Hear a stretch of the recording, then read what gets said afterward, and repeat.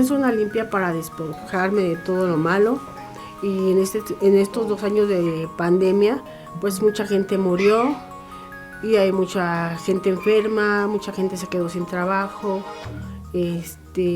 Pues yo lo hago esto por mi salud, para estar mejor, para tener trabajo, tener un poquito más de dinero.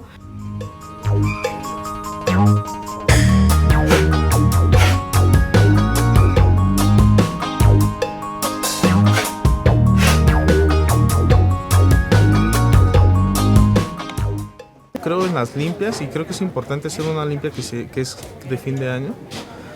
Tú al hacer esa limpia dejas todo lo que te trajo malo el año, tú lo dejas ahí a través de esa limpia. Cuando tú inicias y brincas al 1 de enero, que ya empieza el año, empiezas todo bien, tu aura, digamos tu aura de cada persona empieza perfectamente y te puedes dar cuenta a través de los días cómo se te dan las cosas, se te abren los caminos, todo lo que tú pides o quieres a través de esto.